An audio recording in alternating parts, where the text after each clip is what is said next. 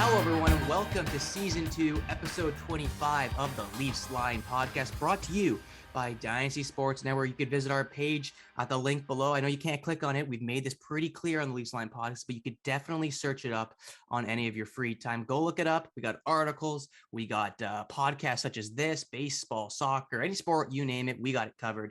Go head on to dynastysportsnetwork.ca. But I am your host today, Mara Russo, joined by Jared Rotenberg, Don Romoli, and Evan Davis, back here with another episode of the Leafs Line podcast. We've got a juicy one, always, and it usually is a tendency for us to go right off a Leafs loss, and especially a brutal one at that. We are going to be covering Leafs Sabres. They drop the Toronto Maple Leafs dropped that game 5-2 to apparently their thorn in their side of the Buffalo Sabres. They cannot shake them off, especially in 2022. I believe they're 0-2, 0-3 against this team. We'll get into our thoughts on the game, what we saw from them in the future of the Buffalo Sabres, because we saw a debut out of Owen Power, former first overall pick, showed a bit of promise. I know it's a one-game, small sample size, but Buffalo's got the wheels in motion here. They got some big pieces that are looking to make big steps going forward. It's all about how Buffalo uses them. We're going to get our thoughts in just a little bit. And game management, the Toronto Maple Leafs, if you did not know, with their win on Saturday against the Montreal Canadiens, they clinched their spot into the 2022 playoffs. So what does this mean?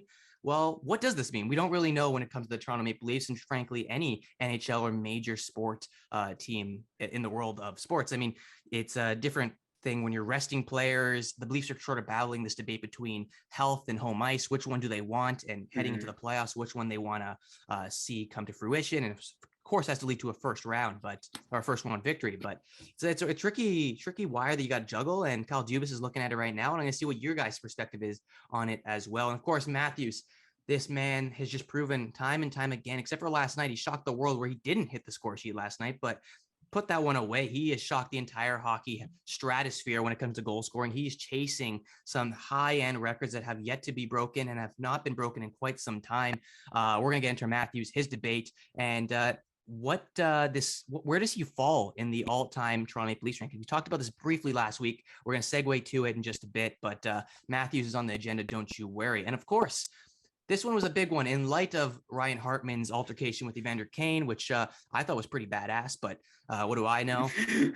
Future of Nhl Fines. It has been something that has disgruntled the league excessively over the last couple of seasons, and this one is supposed to hit ahead. I mean, you look at money, it's always been a problem within how much money guys are getting paid in the NHL. Now you're looking at how it's going to be disciplining players. So we're going to get our thoughts on it, maybe some future considerations to maybe change this up in the upcoming seasons for the NHL, but there's a lot of things to work with. And we got one thing here. Nhl Trivia, Leafs Line Trivia is up and running, possibly for the last time of the regular season. We'll get you covered in the playoffs, of course, but there is a comeback in place as well. We could see one come to fruition today, but we will start with the Toronto Maple Leafs and the Buffalo Sabres. They played in their game last night. The Leafs, they dropped the season series to the Sabres, 2 straight. Actually, I believe it's 3 straight losses to the Buffalo Sabres, but this season, or in this year alone, 2022, 2 straight losses, and a thumping at that, 5-2 in the Heritage Classic and 5-2 on home ice against the Buffalo Sabres last night. And we got to see a lot of things, including Owen Power, like I mentioned off the top, making his debut for the Buffalo Sabres, highly touted pick, I think he has a terrific, bright future. We watched him in the World Juniors, and our coverage on that was pretty extensive as well. So we got a good taste of what Owen Power can bring. Obviously, the World Juniors will cut short-lived, but I think we're going to see a lot of him with the Buffalo Sabres forthcoming. He's going to be probably their top defenseman beside Rasmus Dahlin. And he's going to have a bunch of guys to work with as well, a bunch of young guys. So we're going to be talking about the Buffalo Sabres in just a bit. But Matthews, like I mentioned, shocked the world last night, did not hit the score sheet for the first time in 16 games. He gets his streak snapped. I didn't even know it was at 16 games. I could not tell you when the last time he didn't score, but apparently that is the magic number, and it has unfortunately come to an end. But let's talk about these Maple Leafs, shall we? In a pretty abrupt switch in competition, with last week highlighting various playoff teams, potential playoff matchups, and then to a pair of games Saturday against the Montreal Canadiens, who looked lifeless. And then on Tuesday, or is it Tuesday? Yes, it is Tuesday, against the Buffalo Sabres. So 2 teams near the bottom of the league standings, and a really big differential in competition for the Toronto Maple Leafs. But I'm going to ask you guys, I'll start with you, Jared, because you're probably the one that's watched more of the game than us. What did you notice in the Leafs' defeat to the Buffalo Sabres? Were they overwhelmed offensively? And it's really hard to say a team like the Toronto Maple Leafs with so much skill, and the Buffalo Sabres quite the opposite, getting overwhelmed offensively with skill. But it sort of looked that way when you're looking at the scorecard and the box score. But were they fatigued? Do you chalk this up to just simply an off night for the blue and white? What do you make of the game? And what can you see from this team going further in respect to the Buffalo Sabres? Well, overall, I just found the game was fairly frustrating. I mean, I think the score makes it look a lot worse than it actually was. I mean, we were very even with them in terms of shots. The shots finished Buffalo at 28, we had 26, so fairly even. In terms of puck possession, at least I know on the broadcast they showed with 4 minutes left in the game, the Leafs were leading in puck possession throughout that whole game. I don't know what it actually ended up finishing the numbers, but regardless, the Leafs were very even with them in terms of puck possession by the end. So we were with them pretty much all night long, but I just found we didn't make good on our chances. We let Craig Anderson, a 41-year-old goaltender, look like another reincarnation of George Vezina, as how many times we've gotten goalie this season, but it was another one of those stories. Oh, we got a few chances, but we weren't able to make do of them, make good of them, get it past a 41-year-old goaltender. And it resulted in our loss. And it was the first loss in regulation in over 2 weeks. So it's hard to get too mad at the team because we have been doing really well against some tough opponents. But at the same time, I see a lot on social media of, oh, just excuse the loss. It's just a blip because we've been so good. And no, at this point in the season, I am actually giving it to them a little bit because as much as we were in this game and we got our chances, whatever, I found we didn't really rise to the challenge and weren't able to put any pucks past their goaltender and find a way to win this game. I mean, there's no excuse for losing to I believe we're the 25th place team in the NHL. We're the 4th place team in the NHL. How do we continuously find ourselves losing to these guys? In the 3 games we've played against them in 2022, we've allowed 15 goals. I mean, 5 goals per game against this team. And I didn't think Eric Shalgren played well, but I as well didn't think the defense played very well in front of him. So overall, it was just a disappointing game, and it's playing down to our opponents. And yes, we are going to see a team as bad as the Buffalo Sabres in the playoffs, but the fact that we choose when we want to show up and when we don't want to show up, that's a problem. And I think that is a storyline that will carry into the playoffs where we saw it last year. We got the 3-1 lead and we are like, okay, we don't really need to try anymore. And ultimately know that series finished. It's the fact that this team chooses when they want to dominate and they're capable of it. But as well, on the other hand, they're capable of saying, okay, take an easy night. And you can't do that in the National Hockey League. I mean, sure, they aren't a great team, but they're a team that's capable of scoring. And we saw it last night. I wasn't happy with the way we played. Again, first loss in 2 weeks. So what can you really say? It's fine. We're doing very well. 7-2-1 in our last 10. But in terms of individually pinpointing this game, I didn't like the way we played whatsoever. Individual players I thought were good. I thought Liljegren looked amazing, as has been kind of a common theme. I actually really liked Nick Abruzzese. I thought he was very aggressive in the play. I thought there was a few times where he was rushing up the puck, looking confident. Thought Morgan Rielly was good as well. But again, we weren't able to find the back of the net, and it was a frustrating loss overall. I'm sure we'll get it back. We are an amazing team that's been able to beat a lot of opponents in the last little stretch. But in terms of this one game pinpointing it, I'm not giving us our credit for how good we've been lately because in that one game, we were absolutely terrible. And you mentioned choice, Jared, and this is the thing I want to go with our next question. I'm going to turn it over to Adamo. I know you didn't watch the game very much, and I don't think you really had to when it's the Maple Leafs playing at home against the Buffalo Sabres. I wasn't watching the game personally. On a Tuesday night. And on a Tuesday night, nonetheless. I wasn't watching the game personally, but I could have guessed by the looks of it that the Maple Leafs would somewhat go down by a multi-goal score and find a way to lose the game or maybe come back and lose the game. It's one or the other these days, but you've seen this before. It is not the first time with this Maple Leafs team. Playing down to their opponent has been kind of the storyline all season long and all season last year and the year before. It's a common theme with this group. I think we could all agree on that here. And I know they've clinched, and we're going to talk about it in just a bit. And the games, some might argue, and I don't really agree with this argument, but some might argue that some of these games don't really mean too much because they're getting into the playoffs anyways. We know what's going to come. That's what our main focus is. And I mean, that has been the main focus all season long, but a game is a game in the NHL. You can't take an off night and they always matter. Do you see anything, Adamo, in respect to the Maple Leafs taking, I'm not going to say they took the night off, but playing down to their opponent? Do you see this being a big thing that affects them going forward? And is it going to be something that we see again in the playoffs, like Jared mentioned before? They were up 3-1 in the Montreal Canadiens, and they continuously played down to their opponent in the latter half of that series and the outcome from it. It doesn't really matter who's in front of you. It could be a strong team like the Tampa Bay Lightning or the Buffalo Sabres. depending on how you treat your opponent, that's what's going to be judged at the end of the day. So do you make anything about playing against down to your opponent? And I just want to get your perspective on that. If we play to our opponent's level in the playoffs, we'll have success. Very simple. And yeah, because we're going to be playing one of Tampa, Florida, or Boston. So if you're playing at their level, you're going to be fine. Like, I know it sucks when you lose to a bad team, and the Leafs have done it a whole bunch this year, more than others, actually. I think I'm sure you guys saw the graphic TSN posted where like the Leafs are like 800 against playoff teams and like 500 against non-playoff teams, which is so random, but so Toronto though. Like, I know it's can so we just fitting. say that's so Maple Leaf right there? Yeah. And you know what? Sometimes a team just has your number. I think the Buffalo Sabres, they had our number this year.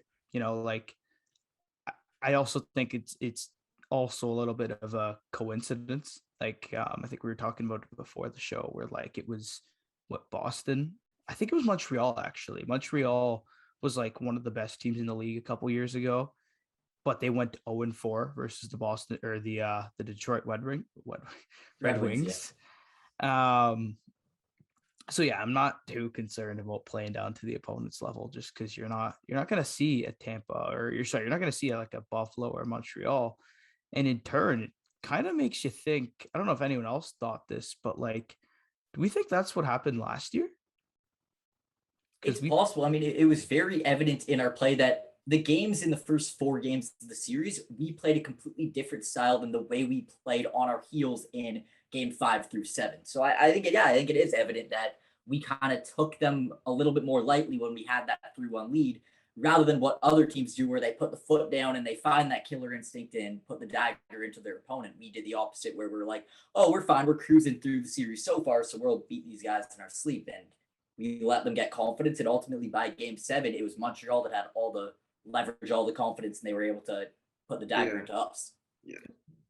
I mean, I would disagree with you, Adamo, just for the sole purpose of like, they still really don't have an identity, and we're April 13th. I mean, to be honest with you, I don't think they even should have won that game against Montreal. I think Eric Shalgren won them that game more than the Leafs did as a team. I mean, you just saw how many grade A chances Nick Suzuki, Cole Caulfield had, and Eric Shalgren played on his head. I mean, I don't think the Leafs really should have won that. It was not, I don't think it was a proud win. It didn't, I mean, but then again, like it's 3-2 gritty win, but it easily could have been a 5-3 loss just based on the amount of saves and grade A saves that Eric Shalgren had to make. But look, I don't know. Like although you're playing up to your opponents, just playing down to your opponents, and especially in a playoff series when you're playing the same team a minimum 4 times and a maximum 7, like if you just don't have an identity, and I get it, like every team in the playoffs, eventually they're going to have a crappy game. But you talk about Buffalo having their number. I mean, Montreal had their number too, and Montreal is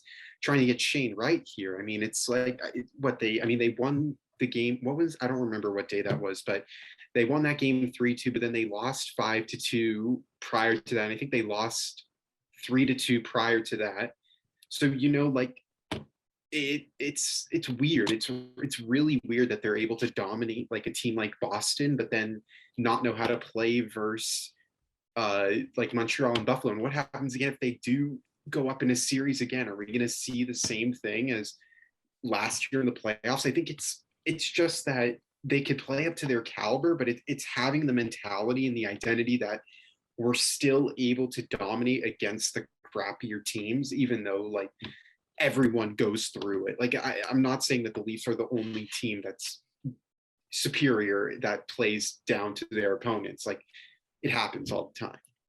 And Evan, you mentioned teams having the Leafs number, and we've seen many of them. You mentioned 2 in Montreal and Buffalo. I want to talk to you guys about this certain number 50 for the Toronto Maple Leafs in Eric Shalgren.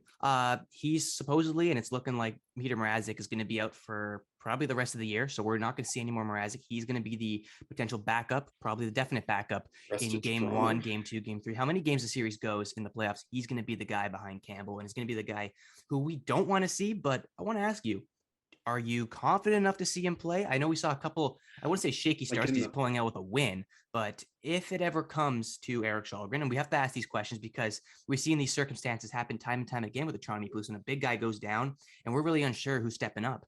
I'm going to turn it over to you, Adamo, and then I'm going to go to Jared for the two guys who have really been a focus on Erik Shalgren and seen a lot more of him than maybe some other people here. But yeah, single out Evan. I love singling out Evan. But I want to ask you, Adamo, I'll start with you. Are you confident in Erik Shalgren? We saw a big taste of him over the last two games. For some reason, I guess he played the yesterday's game. I thought Campbell was going to get the nod, but I guess he wasn't feeling 100%, which is a little skeptical to say the least. But we're going to focus on Erik Shalgren here. Do you still have a little bit of confidence in him? Did you ever have a little bit of confidence in him? What's your read on him? And is he a guy that maybe can steal a couple games if ever called upon? God willing, he isn't, but we've seen how sometimes it can happen. Okay, so I didn't actually watch the game last night either. If that's what you're hinting at. I had hockey in my own where I apparently broke my fingernail. I'm not gonna go too in depth on that. Yeah, shit's just a nice crack in the middle. I was like, this blood isn't coming off. Oh, that's why. Anyways, Jesus, Evan. I'll be honest. I never really had confidence in Erik Shalgren. I never thought he was this great goalie. Even in the first game, I think I praised him a little bit, but I wasn't giving him praise like all of Leaf Nation. I was happy for him. Obviously, a guy gets a shutout in his first game, but everyone calling him, oh man, yeah, Erik Shalgren, he's so calm in his net. Look at his demeanor. And I think that's all because we were accustomed to crazy jumpy man, Peter Mrazek, that is, where you see Erik Shalgren, I believe, play goalie. Yeah, Mrazek did his best goalie impression, where there was bad goalie that looked like a bad goalie and bad goalie that looked like a less bad goalie, and that's literally what Shalgren is. I don't think he's an NHL goalie. I'll be honest. I think he's probably a tweener, which is fine. He's probably a number 3 goalie. He's still 25 too, so plenty of time to grow into that role. And I like that he's getting NHL games. But in terms of him stealing a game or two, no chance. Unlikely. I'm not going to say it's impossible because like Jordan Binnington has happened. We've seen Cinderella stories. It has happened because goaltending is so random. But like if we're talking likeliness, no, I don't want to see Erik Shalgren. I don't even want to see Jack Campbell, but we're gonna have to see Jack Campbell. So, jeez, just give me a mannequin in front of the net. Honestly, let's do like when I was a kid and I didn't have a goalie. Like my little brother didn't want to go to net. I used to throw in like an old chair. I used to dress it up with my hockey equipment and like attach pads to it. Let's just throw one of those in there. You have a better excuse then if it goes wrong. Well, it's a close resemblance to Peter Mrazek, that is for sure, or even Erik Shalgren. And I'm pretty sure that was a little bit of hint towards a lot of Leafs Nation, including myself. I was one who gave Erik Shalgren a lot of praise. Again, shutout in your first career start. It's very rare. Not a lot of NHL goalies get that, but he did it. And not gonna say that was the be all end all for me into Erik Shalgren, but he looked very calm. Reason being, and you learn this a little bit more down the road, what you see the different kind of Leafs goalies that have stepped between the pipes, is that he is a much more different goaltender than the guy who's diving left to right, doesn't know where his post is. But Adamo, you mentioned we don't want to see Jack Campbell, we don't want to see Erik Shalgren, but unfortunately, we're gonna have to see one of them. Jared, we're praying, and I know there's a little bit of more time left. And it's going to segue nicely into our next segment, but I'm not. Don't worry, I won't do it. I still have another one in the chamber, but I'm going to ask you, Jared. Where's your confidence lying with this guy? I mean, we've seen the two sides of Erik Shalgren. We've seen him on his absolute best, most notably his first game for the Toronto Maple Leafs. We've seen him in a little bit of shaky starts. One that comes to mind is the Nashville Predators game in Nashville. Another one where his rebound control is just all over the map. But I'd take a bad rebound control over a guy who isn't really gauging his own net properly. So it's a bit of a give or take. But what do you make of Erik Shalgren? A decent start last night, but again, not the most deciding factor that we want to see in the playoffs. Are you happy to maybe turn to him, or is it just avoid at all costs? And if it's there, we have to just play the cards we're dealt. Yeah, well, it's more the second option. I mean, I have liked what Erik Shalgren's done in most of the games he's played. Of course, he obviously got that shutout in his first one, but also in that game, as Evan mentioned, against Montreal last Saturday, he was unbelievable. I mean, we did not play a strong defensive game. We were allowing breakaway chances, 2-on-1 chances, and Erik Shalgren stepped up. So he obviously has capability in him. And if we were absolute, knock on wood, worst case scenario, we have to lean on him. I think he's a capable NHL backup, or as it much, I mean, he's a third goalie, but right now with Peter Mrazek injured, I trust him enough to be our backup goaltender. And I think he has it in him that he's had certain games where he's been really good. And as you mentioned, the stark contrast between him and the style that Peter Mrazek plays, whereas Shalgren's really calm in the net. But what I noticed last night, I mean, I was really not happy with the way Shalgren played. If you want to check out, it's not actually a DSN video. However, on the DSN website, if you scroll down to my page, I made a post-game review, and I really wasn't happy with the way that Shalgren played. There was one goal in particular, it was the Rasmus Dahlin goal, where I found almost he was too calm to the point where he didn't even make the effort to slide across. He almost overcommitted to a shot. They passed it, and Dahlin literally had the entire net to shoot at, and it went right through him. Like, he's a calm goaltender, so I like him. I'm fine with him. If we ever, worst case scenario, were to have to lean on him as a backup goalie, I think he can steal a game or two. However, I definitely do not want to have to rely on a goaltender who is just now at the end of the season making his first ever NHL games. I mean, it's definitely is a tough scenario for the Toronto Maple Leafs if that ever were to have to happen. But also, I have been fine with him. I think we've honestly seen two sides of Eric Shalgren, where he's been amazing in that Montreal game, that Dallas game, but also like a game like last night. I really did not like him. And if you were to ask me the question, am I confident in him before last night? I think I would have been a lot higher on him as opposed to today after watching last night's game where I really was not happy with him whatsoever. Yeah, and I mean, the Leafs are feeding him some starts just to make sure. And I think this is what the plan between Sheldon Keith and Kyle Dubas, that if we give him the starts and something that we don't want to see comes to fruition, we actually know, okay, he's somewhat in a groove. He has the starts. He's capable, and he's not going in absolutely cold. So I guess that's the reason why maybe Shalgren's getting a little bit more than Campbell. Maybe that's just a health thing, but I think it's something you keep in your back pocket and you pay attention. Evan, I see you stirring a little bit over there, but I wanted to ask you this question, not about Shalgren. I want to ask you one that I think you have a lot better knowledge on, and I think you've flexed your muscles a little bit on this show about a guy like Owen Power, his debuts, all that kind of stuff. I want to ask you about the future of the Buffalo Sabres team. Now, you've seen a lot of these guys come out, a lot of Michigan products, and I know you're a big follower of the Michigan Wolverines hockey club. What do you see from these guys? You got a crystal ball in your hands, for example, and you gotta look in and see what is in store for the Buffalo Sabres, a fan base, might I add, that has been through so much heartbreak, not in the terms of ugly losses or not ugly losses, but playoff losses and all that. They just haven't been there. They haven't been competitive for quite some time. They need something kicking. And I think they have some pieces that are more than capable, some prospects, guys in their active roster that are more than able to pull their own weight. What do you see from this group going forward? Maybe not next year or the year after, but in the accumulation of some years. Is it going to be promising things from the Buffalo Sabres? Yeah, 100%. I mean, I think the future has never been brighter in Buffalo. I honestly think the Jack Eichel trade was the best thing that's happened to them. For both sides, I view it as a win. I mean, obviously, Vegas is just dealing with stuff right now, but I mean, Alex Tuch has really been great. My only issue is consistency with him. Like, I've just, this could just be a hot rod. You're playing back in your hometown. I'm assuming that this is a guy that they're going to sign to a multi-year contract extension when the time is right. I could definitely see like a 5-year, $5 million extension getting thrown his way, maybe even 6 years if they love him that much and see him as a veteran piece. I mean, he's still like, I think 28, like definitely can be there for the rest of his career. I think it's Jack Quinn that's in Rochester. I'm so tired right now, so I can't remember his name. But I mean, he was like a first round pick a few years ago. He's been tearing it up in the A. He had a few NHL games. I know he's already got his first NHL goal. I think he's averaging over a point per game with Rochester. I mean, they have Peyton Krebs, who they got in that Jack Eichel deal. They have Tage Thompson, who's tucked 30 this year.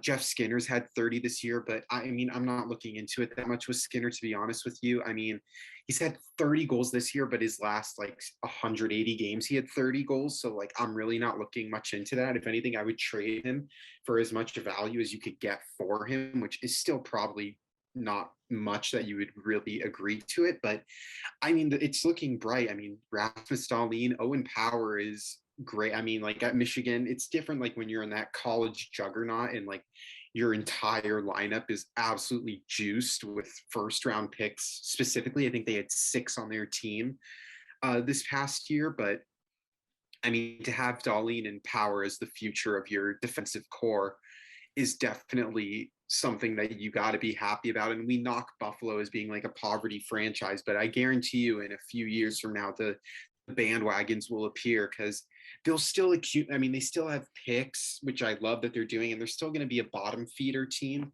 at least this year and next year, I imagine. So they're still going to have high picks, and then they'll have those Rochester guys come in.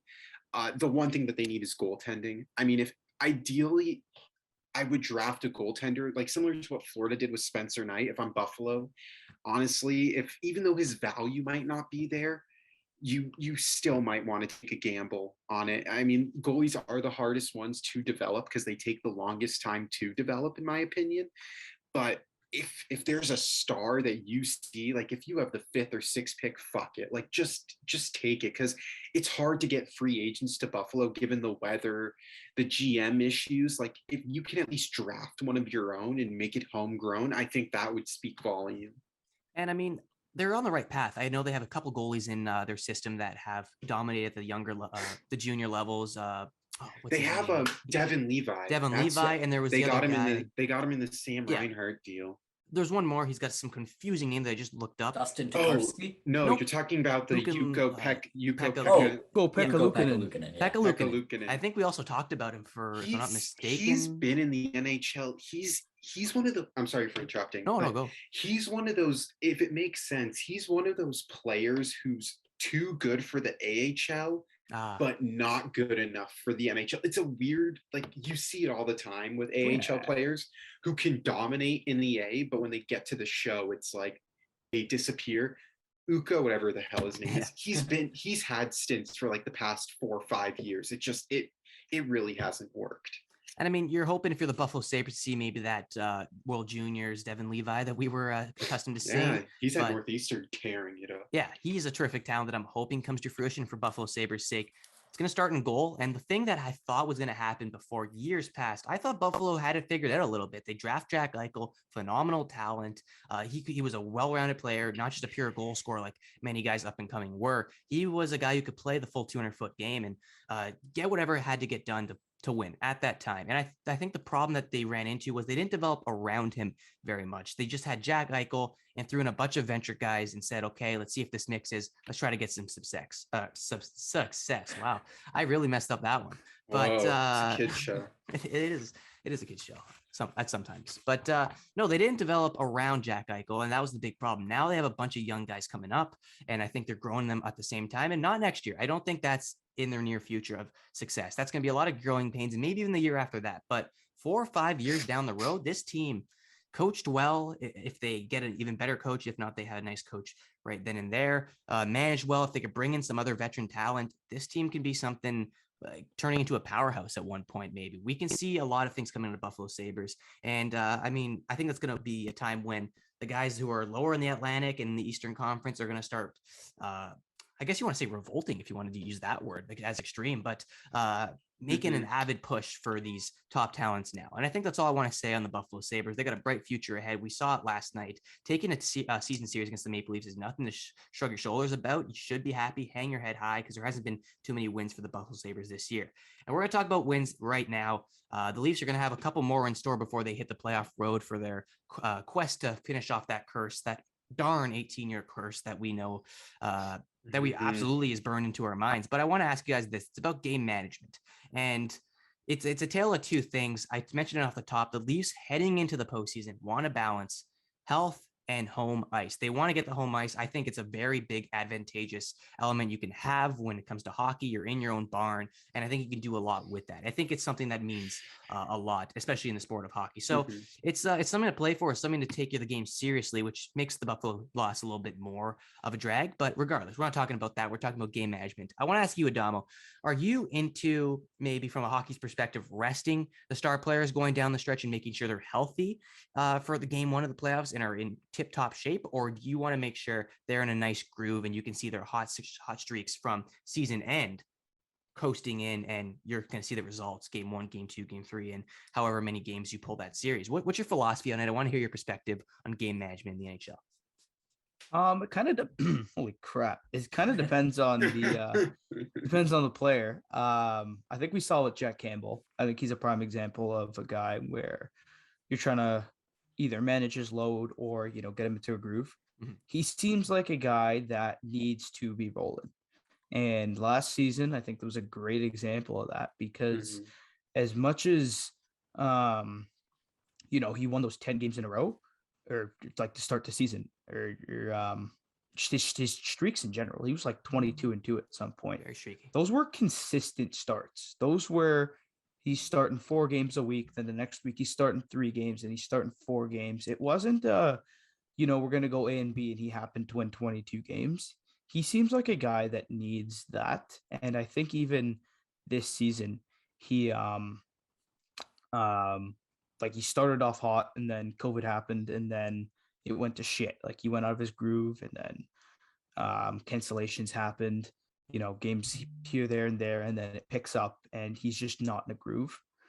So I think if I was the Leafs right now, in terms of Jack Campbell, because I'm sure he's the big guy here that we want to focus on. The goalie's your most important player come playoff time. I would give him, no joke. How many games do we have left? Do we know? We have 9. 9 more. 9. I want Jack Campbell to play 7 or 8 of those games, Yeah, probably. including the last 4 going into the playoffs. Maybe not in a Yeah. back-to-back, but he seems like a guy that like needs to be rolling. And I hate to say it, no matter what happens, Jack Campbell is going to be our goalie game 1. Yes. Like Yeah, most if likely. he's going to play 7 games, if he's going to play 6 or 7 of those games, he's going to Shalgren's not going to be able to have a chance to show that he's going to start game 1. In terms of players, again, it seems kind of dependent on the player. Matthews, probably I'd want to rest a game or 2, as much as it sucks because everyone wants to see him hit 70 goals. But we even saw after his suspension, he came back like, I'm sure he was a little pissed. I think that was the best form we saw Austin Matthews. Yeah, in his like career. after those 2 games, he just said, "Fuck it, I'm going to score like 2 goals per game," and I'm willing to bet part of that was rest Or just anger. yeah, that too. Maybe we tell Matthews, go like nail a guy from behind, give him another 2-game suspension, just in time to get hot for the playoffs. They don't suspend him because they know what's going on. They're like, wouldn't that be funny? But another big thing about the playoffs, you got to be rolling going into them. If you remember, even before the COVID shutdown, the Leafs looked like shit in the month of March. And I guess it carried over to August. I don't want to make that big of a comparison because obviously there was a kind of pandemic that happened. But even last year, if I'm not mistaken, they were kind of our last few. I remember we dropped like our last 3 games or something like that. They were kind of and then into the playoffs. It's so a lot of it is you got to be streaky in the playoffs too. Like you're not just gonna go 0 to 100. So there really is that balance. It really is that balance. Like Nylander seems like a guy. I don't think I want Nylander resting. I think I want Nylander go. Yeah.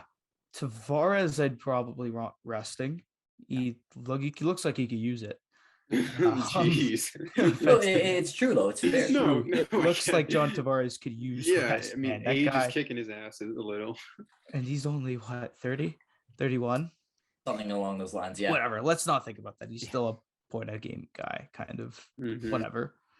So yeah, there's my 2 cents on game management.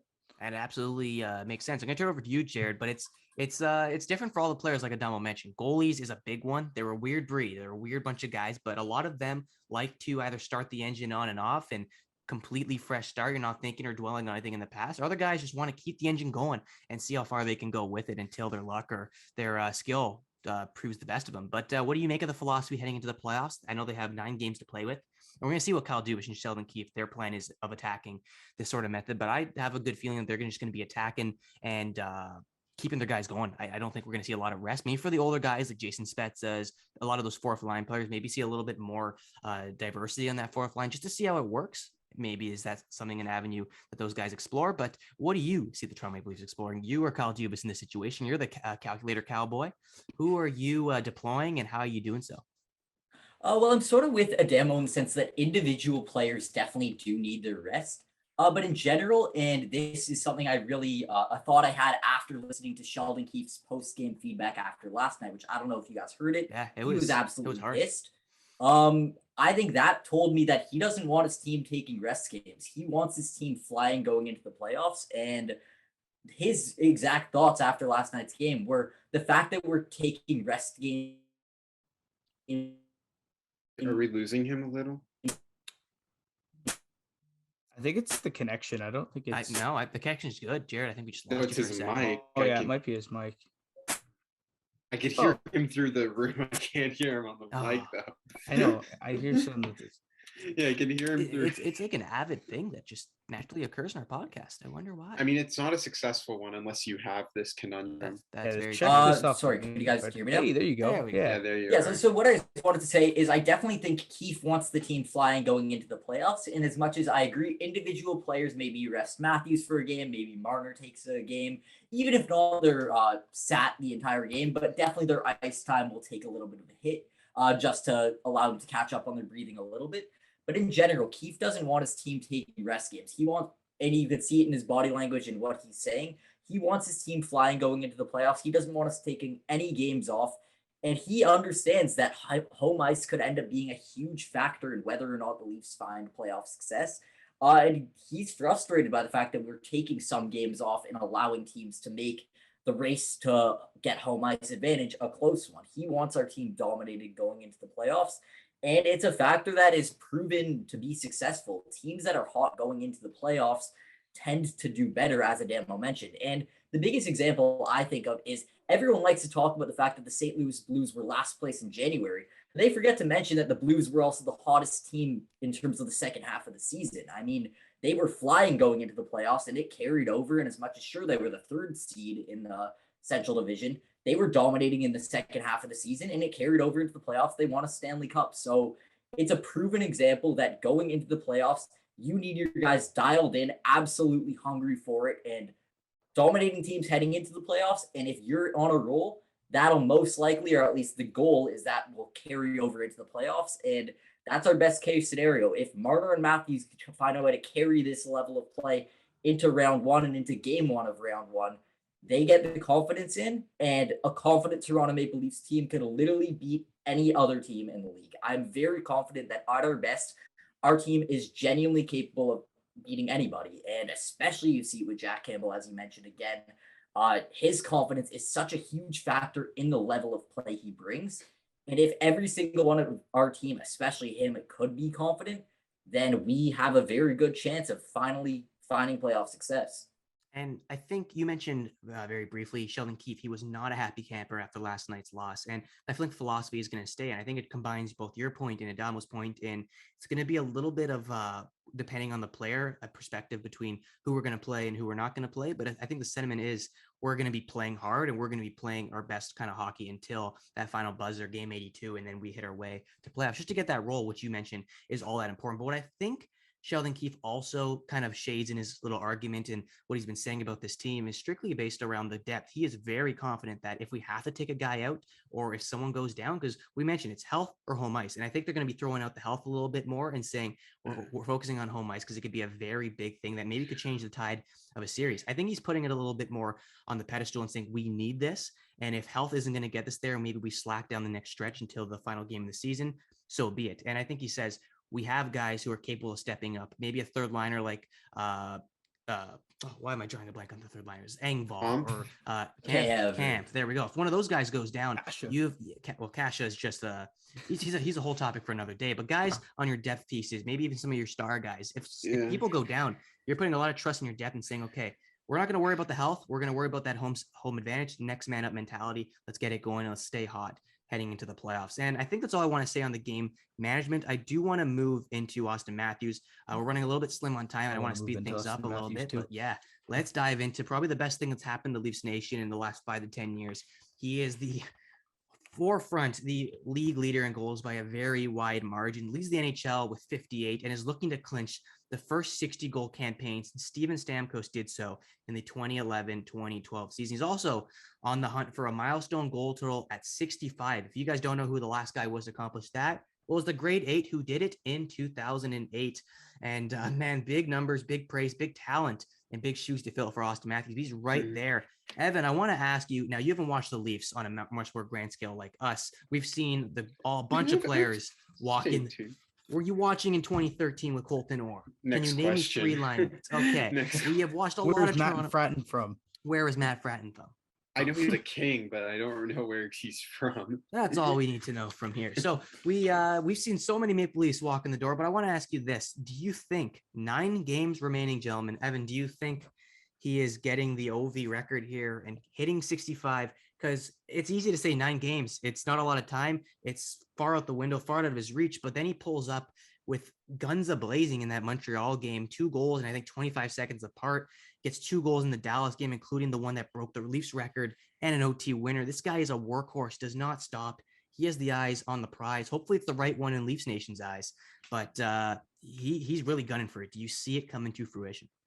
I mean, I hope he gets 65. I mean, it would be so cool for him to do that, but at the same time, like, I don't know, because it's weird. Like, obviously the narrative surrounds him that he's he's obviously a phenomenal player. There's no doubting that. The issue that I'm only saying this as a hypothesis, what would the narrative be like if a guy like Austin Matthews scores 65 goals in the regular season, but like 1 or 2 in the playoffs? Like, that's the only thing I'm thinking is Damn it, like, Evan. I'm sorry. I'm sorry. We don't want to talk about yet. I'm sorry. But I think it is important to mention that, You're like, right. that, like, what's the narrative? Like, I'm not disputing that Austin Matthews isn't one of the best players in the NHL. I mean, he's in your top 3, however you want to order it. He's definitely at latest the 3rd guy you're picking. But it's all about narrative, and I just. It's easy to do it in the regular season when you're calm and relaxed. And I hope he gets 65, but at the same time, I don't, because like, we just haven't seen him in the playoffs, man. Like, it's just, you'd think a guy that scores 65 goals in the regular season could at least get in a 7-game series, can at least get 5. You know what I mean? Like, and I know the playoffs are a different breed, but I don't know. I hope for 65, but I don't, because I don't want everyone attacking Matthews being like, what the fuck's, like, did you unleash all of them in the regular season and like got a new stick in the postseason and now you don't know what you're doing? Like, Leafs Twitter is brutal. I've seen, like, y'all are brutal, and I just, like, I don't know, and it's a love-hate.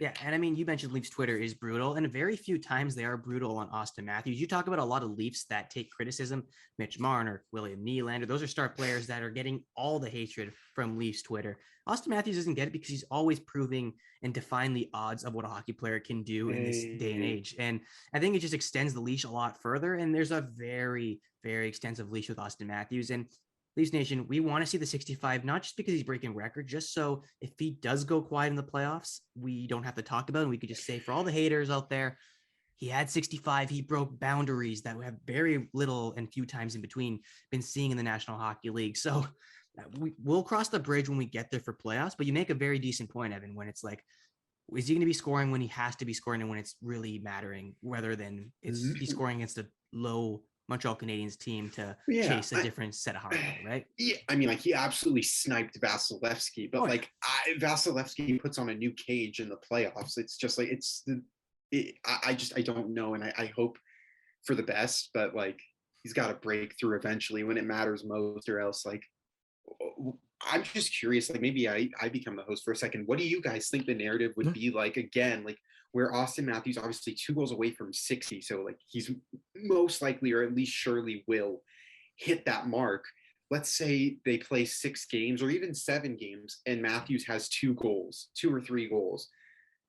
Like, what's the narrative that you guys would think of? Like, what are you thinking?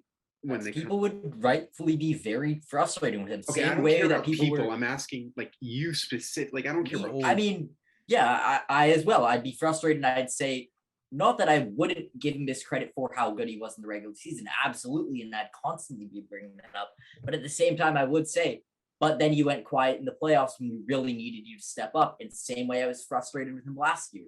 Same way Marner was a top 5 scorer in the NHL last season, but no one was saying that after his playoff series because he just didn't play well enough. Like, I consider it, regular season success is what it is. It's regular season success, and I'm always going to be grateful for how good he did in these 82 games, or obviously played less because of injury and suspension. But I still would say if he doesn't show up in the playoffs, I think it's rightful to be on him a little bit because he didn't show up when it really counted. Yeah, just wondering what everyone's thinking here. Romola, you want to chime in? Yeah, you go first. I'm curious to see something. I'm Googling something. Yeah, for sure. No, I mean, you have to look at it this way, and I see Jared's point so much so that it's two different sides. There's a regular season, and then there's the playoffs. Two different games, as we very vastly mentioned. It's a totally different ballgame. But at times, and this is when we see a lot, when the playoffs go bad, you see the brink spill over into the regular season and wash out everything that was there. Yeah, Matthews could hit 65. He's more than capable of doing it. He's a terrific player, like you mentioned, Evan. He could do it, and I would be extremely happy to see him do it in the regular season. But if he goes quiet, all the eyes, all the fingers are going to be pointing to him. And where was it here? Where was the production in this situation when we need you most? When you're called upon very often in the playoffs, and I have yet to see it. And it's unfortunately I have no very clear shot Austin Matthews memories from the playoffs, and I really want to make sure I get them this year because he has the skill like we've seen. It's never been not there. It's just never been not there on the score sheet, and that's when it matters, and that's what's going to get you wins. So you could very easily see, and Leafs Nation is very critical on this stuff. I've learned very extensively, and I'll be one of them to say I was as well. It washes out. A bad playoff performance is going to wash out all the good from a regular season, no matter how good it is. And you're going to see he's going to hit 60 this year easy. You're going to see if he does poor in the playoffs, just how much Leaf fans are going to jump on him, because no matter what you do in the season, it can all be taken away from you in a second or in a week's time when your playoff beard is not even past stubble. So no, it is. He's got to get it going in the playoffs. This is not just year one and he's not falling through. It's year 2, year 3, year 4. It's a common theme. And I'm sure he's going to break out because he's looking like he's a different player. He has that drive that I don't think is going to go away with the turn of the calendar and the more intensity ramping up.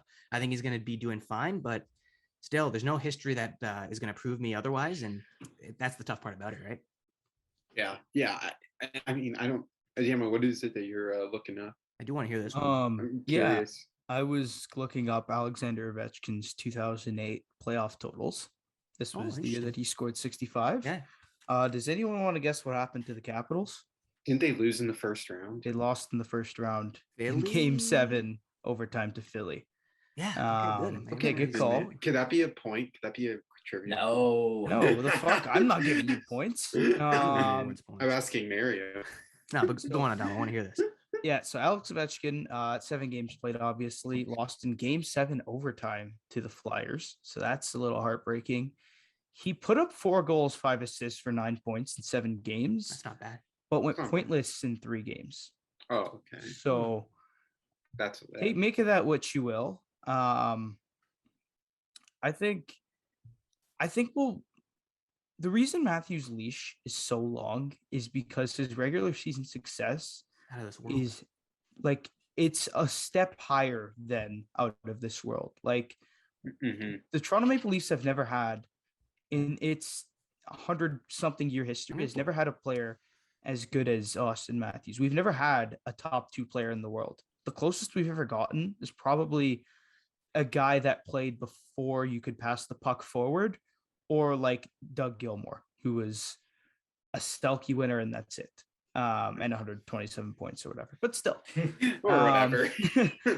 That's definitely fantastic. But he was never looked at as the second best player in the world. Like he's no Lemieux, Gretzky, Lindros. So that's why I think no matter what happens, I think Matthews is safe from criticism. Not from us. I think if Matthews shits the bed, then we'll give it to him. But if Matthews goes like point a game, which is probably likely, and not 10 points in 7 games, I don't think we criticize him if he's 7-7. Like goal score, you're not going to score at a goal game pace in the playoffs. As much as look at Ovi, he had 4 goals in 7 games. Matthews does that. I think that's fine. I think that's fine. So the one thing I'll add is that there's such a big difference in what Matthews brings as well as his goal scoring that I think will kind of save him a little bit from that criticism. Obviously, he just brings so much more as a center, of course, and on the defensive end of the ice, that I do think if he only gets 3 goals in 7 games, let's say, but he also plays spectacular defensively and helps out his defense and makes a couple crazy steals and takeaways that ultimately affect the course of the game. I do think that will be taken into account a little bit, as opposed to a one-dimensional player such as an Alex Ovechkin, who for years had the storyline around with him, where sure, he's scoring 1 million goals, but he does nothing else on the other end of the ice. and couldn't find that playoff success that you kind of need. And talking about is someone really a generational talent or something like that. So I do think Matthews is a little bit different because he does bring so much more than just his goal scoring. But still, like I do think at the time, if he doesn't show up in the playoffs, timely criticism is warranted. Same way, all the time when Martyr wasn't doing well in the playoffs, it was never, with me at least, it was never this player sucks. It's this player, it deserves the criticism right now, but is still a fantastic player. And once he proves it to us, we have to give him this credit. And right now, this regular season, we're giving Martyr his credit again because he's kind of earned it back. It'll be a similar story with Matthews. He right now deserves his credit. Maybe in the playoffs, we'll see what happens. It might take away from his credit a little bit, but we know next year, regular season, again, he's going to get back in the good books of Leafs Nation because he's going to do something special, as he always does, at the very least in the regular season. I want to ask one thing before we switch on to our last topic of the day, and it's very brief. You mentioned, Jared, and it was a terrific point by you. If Matthews isn't going to be on that goal scoring thing that we've been seeing all season long, and he's going to be playing his more well-rounded game, which we've been accustomed to seeing just as much as his goal scoring race has gone on in 2022, he can play the defensive aspect, which is very rare from a guy who scores almost 60 goals. It's very rare that you see that in this day and age. How upset, and if you even are upset, are you if he doesn't score nearly to his capabilities? Maybe he gets one or two in the series, but he plays a lockdown playoff style game. He's more physical because we've seen physical moments from Austin Matthews. We've seen defensive moments. What if he combines those two and does that extremely well and he's shutting down guys? Because you know Matthews is going to have two, maybe even three guys on him in the playoffs. It's going to be full lockdown on AM34. Do your thoughts change? Are you going to be more hard on him because of that, or do you just need to see goal scoring and that's going to be the sole difference maker on how you judge? And Jared, I'll go with you because you made the comment. Wait, I want you to ask a question. Sorry, I want to ask you a question in this. I know what you're going to ask because I have did we win the series or did we not win the series? That's exactly what I was thinking. Wait, it completely changes the answer. It does change the answer, right? Well, if we lose the series and he didn't score goals, sure, people will give him credit. Oh, he made this one highlight reel takeaway, whatever. But people will jump on him for not scoring that crucial goal in a crucial moment that could have potentially put the Leafs over the edge and had us finally win a series. If we win a series and Matthews' defensive game was a big part of it, all of a sudden you have articles written about it where he puts his goal scoring to the side for a moment to make a crazy, crucial defensive play. And the win-or-loss ultimately defines how the storyline will be written. It definitely does. And obviously, if it is more Matthews defensively, it just means it's more of a credit to Matthews than it is like a sarcastic joke that's made about it. It's like the great players find ways to be productive regardless of, let's say the shot isn't working, then Matthews finds ways to still be productive. I don't think that would necessarily be a sarcastic mark. I think it would just be more of a credit to him. Braden Point was shutting you down, but yet you found ways to kind of counter that, but that's why I agree with you, but that's why the win or loss factor is so crucial. Because if you lose the series and Matthews couldn't score, then immediately the eyes are pointing at him we maybe in game 5, we went to overtime, but you couldn't score a big goal in that moment. But I think that's fair to say. I think it's fair to say, just given the success that he's had in the regular season. And I think that's what really defines why. I know this is so far-fetched, but this is what defines players that make the Hall of Fame and which players that don't. And obviously right now I would still, even if Austin Matthews was retired today, I think he would still be a unanimous first ballot. But a lot of issues that voters have is okay, you could do this in the regular season, but can you carry your team in the playoffs? And that's a huge issue right now, is that Matthews and Marner continue to be the Charlie horse of this team when the lights are the brightest. And we saw in that All or Nothing, they're shrugging their shoulders. It's well, shit, you had 3 chances to seal the deal. And although the reasons why they lost were a Galchenyuk stupid pass, a Dermott stupid play, and then unfortunately just couldn't get it done in game 7. But if Matthews and Marner were productive throughout the series, it would have never gotten to that point where it's coming down to overtime. So I think it's warranted just because they had the golden opportunity and they weren't productive. And I'm not saying look, I think Matthews did score in one of those games, but then again, it's you got to also be able to do it on both ends. And obviously he's not playing all 60 minutes, but how many times have we seen like one or two guys like carry a series? And even if that rather be a goalie, a player, a defender, like there's just so much. And I just think it's all warranted given his success and the fact that like you're stupid in the regular season, but like come playoff time, I recognize William Nylander and even Spezza at points last year in that playoff run than I did Austin Matthews. And I think that's a huge concern. And that could also just be that, like, to what we said prior, they were dipping tremendously as the months were going on. We saw even the power play percentage dip like 30%. We just saw the team not really be like, I was scared for them heading into the playoffs because I just wasn't confident, even though it was Montreal. I thought they would still win, but I don't know. Like, I think it's warranted, and I don't think it has to do with the fact that they live in Toronto. I feel like if this was Tampa, it would be the same. I feel like if it was Boston, if you're looking at guys like Pasta, Bergeron, Marchand, Point, Kucherov, Stamkos, like any team you sniff at that's had success before, like if they didn't show up, they would get the same thing. Exactly. The one thing, just back to the initial question about would I give Matthews his credit if he played amazing defensively and couldn't score? I do think it goes back to the winner. No, it does. Absolutely.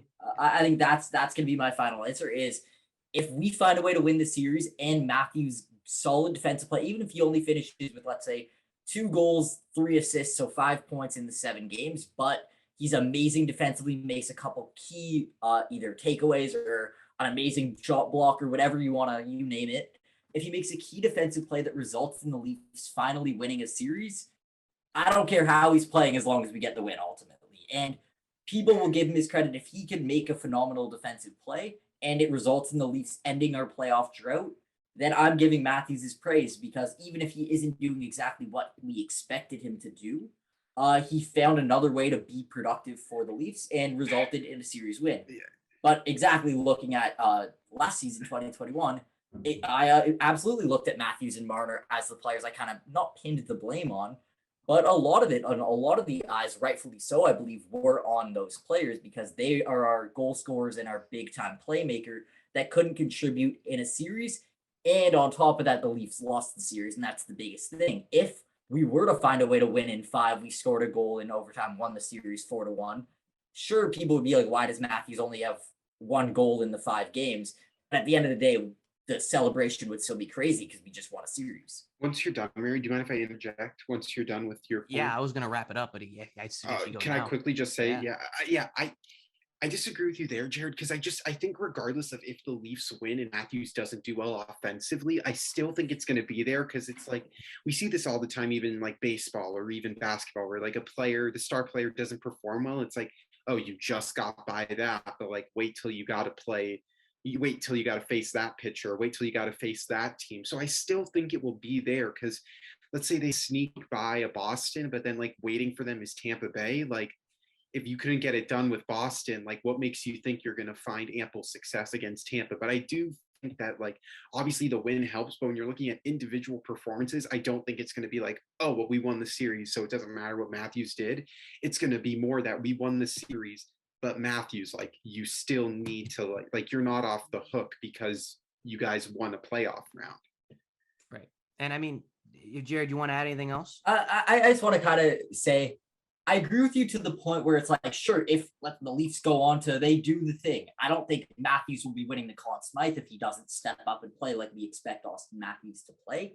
But at the same time, I mean, I don't think celebrating the happiest day of my life, I don't think my first thought is, wow, No, Matthews obviously wasn't not. able to score that goal. You know, No, obviously, like I guess me, because like I'm like like I'm kind of just a hockey fan. Like that's like it wouldn't be obviously the first thing I'm thinking of, but like when they go into the debate shows tomorrow, more like the next morning, or even like over the course of the week leading up to the series, like that's definitely going to be a top.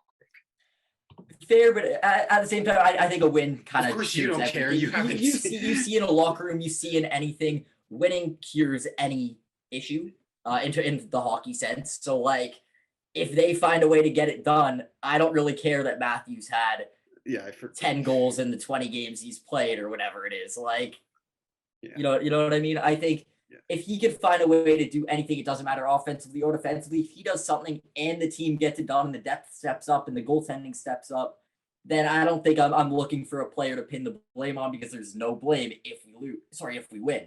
If we lose, on the other hand, then absolutely that's just how it works. You look for the player of who didn't step up in the result. And if it is at Austin Matthews, then he'll get the justified criticism about that.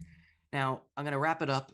Jared, you made the terrific comment here. You said winning is everything. Now, we started this conversation with talking about Austin Matthews hitting a regular season record of 65, maybe even 60, which is going to be a little bit more inevitable. It just goes to show you how we went from talking about a regular season record towards playoffs, outcome of playoffs, and all surrounding Austin Matthews. So just how big a first round win is, how first round performances are from this player, and how there's these demons that they're facing within that first round of the playoffs doesn't hinder from anyone. It affects everyone, no matter skill. It does not discriminate if you're a 60 goal scorer or a 15 goal scorer. If you're a very well-rounded veteran or you are a young guy who is a phenom, and like Evan mentioned, probably a first ballot Hall of Famer. These demons are going to live on you until you prove them otherwise. And that's the big thing. We don't care. Leaf fans don't care. And I'm sure the coaches don't care how it gets done. Just get it done. And I think that's the big sentiment that we've been all sort of hinting at when regarding Austin Matthews, his regular season, which has been historic and significant and of course successful, and transitioning its way into probably one of the most important playoff series to date for the Toronto Maple Leafs. So I think we're ended on that. Austin Matthews, we've had extensive conversations on him, and he's just going to continue. I think we're going to be having a conversation about him hitting 62, 63 next week. So don't worry, there's more Austin Matthews to come. But what we have to come right now is a very quick segment here about yeah. We have some NHL fines to talk about. Now, yeah, this is, were you hoping trivia? That's what I thought you were going for. I want to make it quick, though. I want to make it quick because I just want to talk about these NHL fines just a little bit. Tired. Evan Davis is tired. He had a nice dinner. Cooked. But let's talk about it very briefly, all right? So money does matter in the National Hockey League. If you're new to hockey, if you're old to hockey, if you've been watching it forever, money is what makes this game and makes the world go around. If you don't believe it, just walk into a Leafs household and hear how many times you hear 10.9, that number, surround a bad or hatred, a bad comment in a Leafs. 893. Yeah, 893. If you want to get to the specifics, you might hear those ones as well, depending on who you ask. But regardless, money means everything, and it means a lot with the way that the NHL signs their players, and of course the way they discipline them. And that's the one we're going to be talking about today, just very briefly. So I guess the really big theme this year was what is a suspension and what is not. Now, I'm not going to ask you because if George Peros doesn't know, I'm sure four guys from Ryerson aren't going to have that many great answers either, but I'm sure it could be darn close to what George Peros is. I'm sure you can maybe do a much better job, but fines are being handed out like candy these days, in this day and age. Hartman, this is the one that sort of inspired this conversation. He gave an absurd gesture to, which if you don't know, the nice bird to Evander Kane while he was skating away. And yeah, the NHL did not like that. And so much so that they gave him just over $4,000 of a fine. Do you want to know what some fines, some people caught fines for? Kneeing was one, $5,000. And I can't remember the players, but there was a couple kneeing fines that resulted in guys ending their season. So if you're going to tell me that a $4,000, I think it's 4,400, something around there, gives you a middle finger, and a $5,000 is ending a guy's season, you tell me how absurd these fines are, and if the NHL could do any necessary steps going forward to maybe prevent this sort of gray area and making it more black and white. Evan, I'll start with you. I mean, what do you have any comments on what the league should do going forward? Because this is obviously not a sustainable way, it's just infamous. Nobody likes to see it, and it just seems like it's a slap on the wrist every single time, and nothing's really being resolved from it. I mean, it's an issue with, I don't have an issue with it, but like if you're talking about like, oh, why is it only a $5,000 fine for a season-ending injury? That's just because of the CBA and the way that they decided to handle suspensions. And I do think the Ryan Hartman fine is fair. I do when you think about it, like, look, it's a lot of money, but you know what? You're in the NHL. There's kids watching you. You're in the National Hockey League. Like, you want to throw a middle finger up in the locker room, like, no one cares. But when you're doing it on the ice, it's a whole different thing. And I think the league, like, I haven't seen many instances where like an obscene gesture like that has been made. But I think it's like, sometimes they always say like the first one's always the hardest. Like, it's always going to be the heftiest fine because then it's like setting the tone. And look, I get it, like the whole $5,000 fine for kneeing someone, but that's just because more times than not, it's 5,000 on top of like a suspension. Like you've also seen, so then they're already losing, depending on their contract, maybe 30 grand plus the 5,000. Like, I remember like when Drew Doughty, he got knee on knee in Dallas, and like there was no suspension with that. It was a $5,000 fine.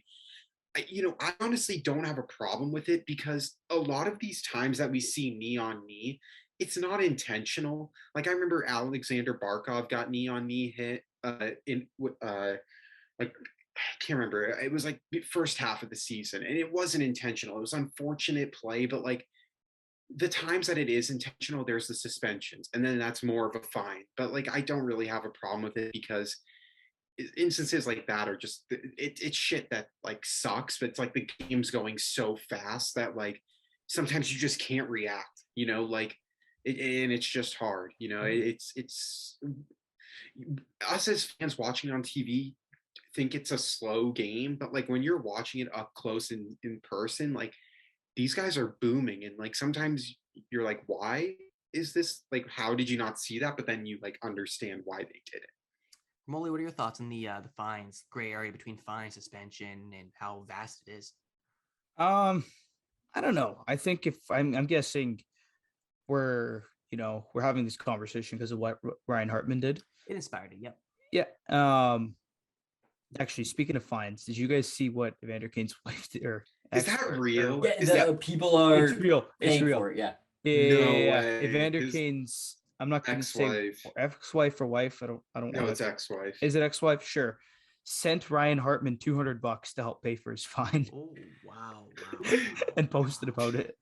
Oh, the But, wife did? I was trying to find it. She was in on her Instagram PayPal, story. What's her whatever you name? want to call it. Yeah. I can send you the screenshots that I have. I have I've seen it. Oh, that's funny. Yeah, shit. it's hilarious, but it's kind of stupid at the same time because I agree with you. I'm like in terms of suspensions in the NHL, you can get away with quite literally street fight sucker punching someone in the face and then just flipping a guy off and and it wasn't even, he didn't even say anything. It looked like he just kind of gave him the finger as he was skating away, and there's an $800 fine difference, which to a normal human is a lot, but like to these guys it's nothing. And yeah, that's just like a dinner tap. I've always been pro like suspend guys more. I think I've stayed consistent with that, even as someone who's served a fair share of suspensions. Me too. You definitely need to crack down on that. And like Matthews is a prime example. I actually think Matthews probably deserved more if it was like a legit league, if the league actually had a proper like discretion for what a suspension is and not just kind of how they're feeling that day. Spin a wheel. Yeah, it's literally let's spin a wheel. Toronto Maple Leafs, let's whip out a second wheel and let's How many double point. games? Let's Is that double like point these South guys. Park clip where they like cut the chicken's head off to decide how the economy works, and it like spins around, it like walks around headless until it falls onto something? Bailout. That's a classic clip. Pretty much, honestly. Like, I seriously think Matthews should have gotten, if this was a legit league, like compared to everything else, what Matthews did was probably like a game or two, which is fine. Or he probably should have gotten like 3 or 4. That was vicious. Yeah, that was finding guy, like even didn't not Brad Marchand. Was it Brad? Someone got fined for like spitting. That would. Who do you think it was? Was it Marchand? Yeah. I don't know. I know. It was at Panarin or no. It was when Marchand spit at a goalie. It's fucking disgusting. What are you doing? It's gross. First of all, what do you like? It's gross. That's shit toddlers do. Or maybe no. Komarov. He was licking people. He wasn't spitting at a goalie. Callahan and Komarov. Yeah, I don't know. What's wrong with that guy? Marchand's a menace. I want him on the Leafs so badly. Oh my god. He's lost like $1 million in fines. Dude, Brad Marchand was. I did not know that. That's nuts. With like $5,000 max fines, and it's racked up to $1 million. Well, suspensions. Okay, fair. Actually, he served that makes sense. It's like a 10-game suspension is like $300K or whatever, Okay, not with his salary. Oh yeah, $300K. Yeah. I'm no Department of Player Safety guy, but I can tell you their shit is not together. because the precedent for what's a suspension and what's a fine is a joke. I agree with that. The one thing on the point about Austin Matthews, as a Leafs fan, the suspension was absolutely warranted. He probably, you're right, 2 games maybe wasn't even enough. He could have gotten away with getting more games for that. The issue that made me mad and what I saw the consensus on Twitter was just the inconsistency of it all. It's why is this 2 games when this other person got nothing or something like that. So that's just more where I get frustrated by the inconsistency of the Department of Player Safety. But absolutely in that Matthews instance, he deserved it. And a lot of the times I think that's where the frustration comes, when it doesn't matter if it's a Leaf player that's the example or anyone else in the league. It's just be consistent with your fines. Have a list of, okay, if they do this and cross this line, that's a 1 game. If they cross this line, this, and that's a 2 game, and so on. It's the inconsistency that frustrates me. Talking about this individual instance with the middle finger, to be honest, I thought it was a dumb fine. I didn't really get it because I don't see the difference between why is this a fine when every second, if you mic up these NHL players, believe me, they are using all kinds of colorful language. And I don't get what the difference between me telling you go fuck yourself and I get nothing as opposed to something a child would do on the playground at recess. Like, what's the difference? There's a little difference there. I would say the difference is like, obviously when you're on the ice, like the fans can't hear you. When you blatantly give them the bird, it's like, okay, like how fair, but I still think it's a little bit soft. I don't know. I thought it was kind of dumb, but whatever. No, I was just saying, a kid can see when you flip a guy off. A kid knows, a little 7-year-old knows what that means. Like it's different than like when they're trying to mouth. Yeah, because like Travis Dermott was pretty bad for it. I noticed. Even Matthews Michael Bunting. That guy's good all for the time, 1 F-bomb a game. Keith, you look at Keith, he all the time, before the mask at the very least, all the time. Well, that's just because the Leafs give him every reason to. Regardless, I don't know. I thought that was a little bit dumb. I guess I agree with that, and I didn't really think of that. It's protecting the brand too, right? Yeah, like you can't just ignore that. Like you really can't. You know what, fair? And to be honest, I didn't think of that factor, but it is valid. Still, the fact that a $4,000 fine for giving someone the middle finger, something I probably did when I was in kindergarten, being like, look what my brother taught me. Like, I think it's a little bit soft, but I actually do. I respect the protecting the league's brand to an extent.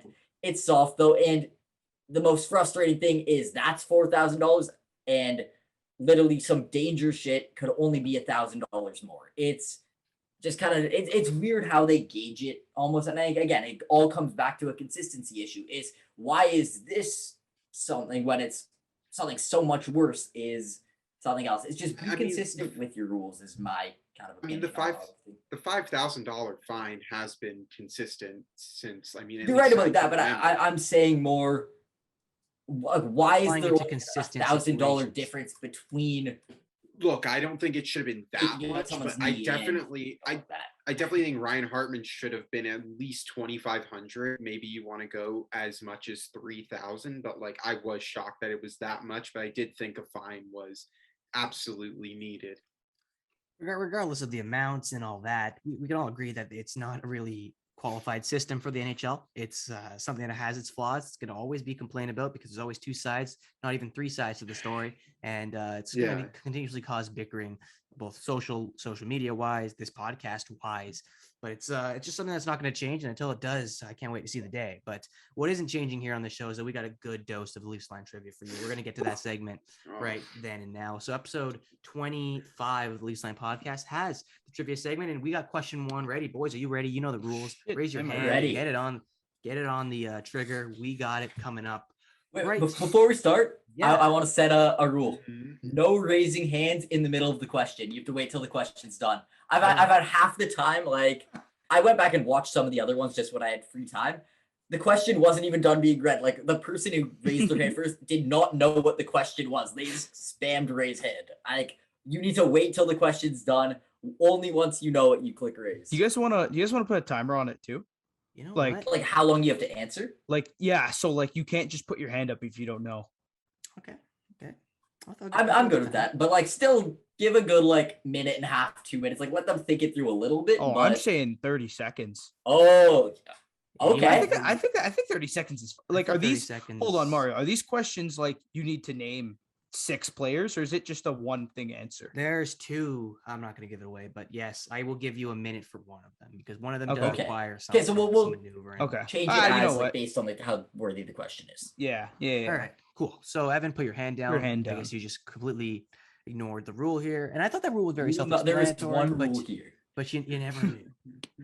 All right, so you guys ready? Let us get it going. Question 1 is coming now. Austin Matthews, we've talked about it very extensively in the show. He is chasing goal number 59 amidst his historic goal scoring run in 2022. We're rewinding the tape all the way to October. Against which team did Matthews score his first goal of the season?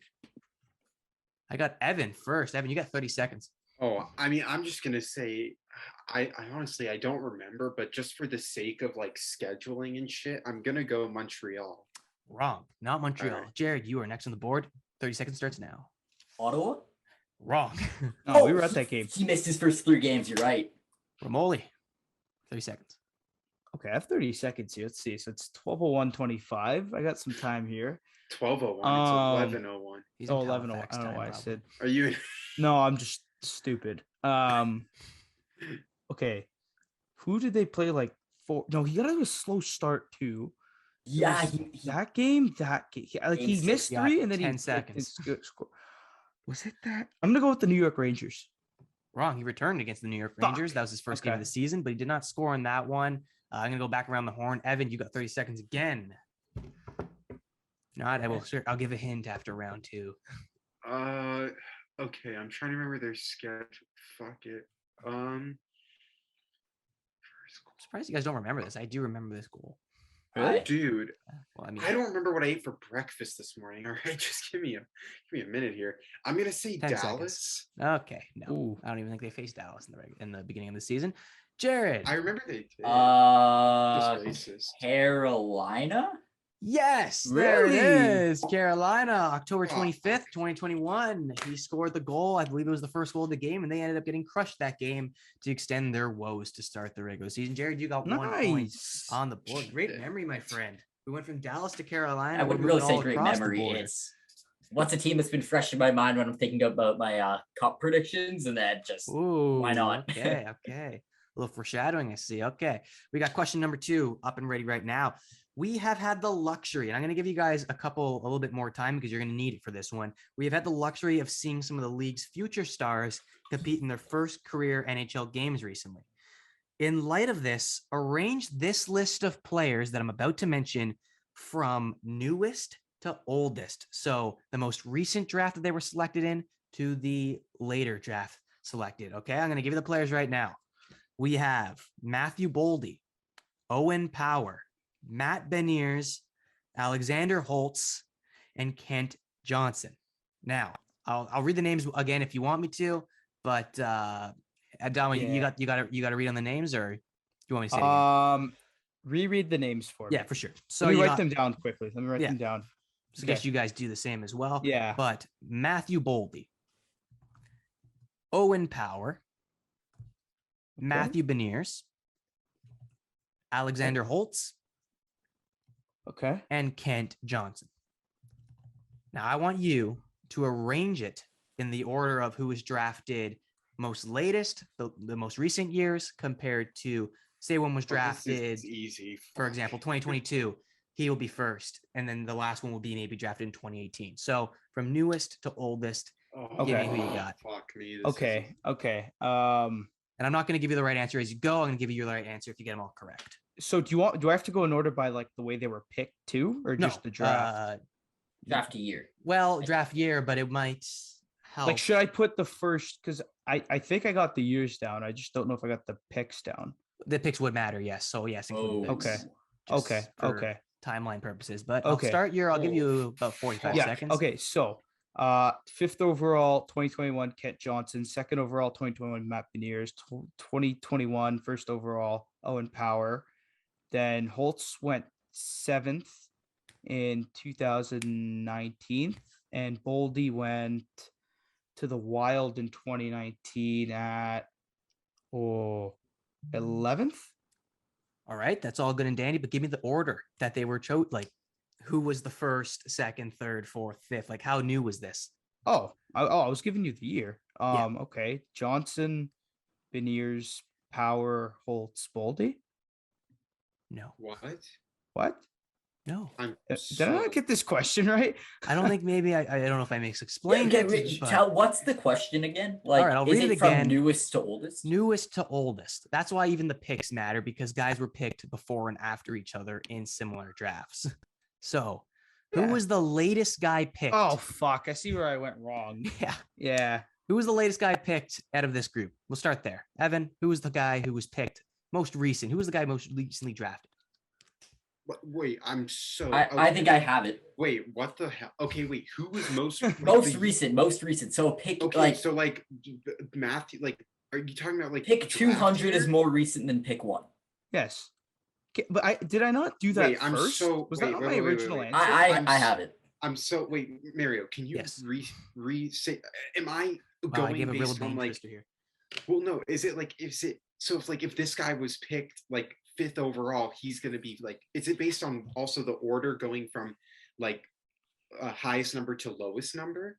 It's highest number in years. So 2021 will be the first guy on your list going down, and the picks will matter because there's guys who were drafted in similar years. Yes. Who was most recently drafted? Okay, so Kent Johnson went 5th to Columbus, and then Matthew Beniers 2 to the Kraken, Owen Power 1 to the Sabres, and then you said the other 2 were Boldy and Holtz. Yep. Okay, so I know Boldy. I think Boldy went 13th to Minnesota, or am I off by 1?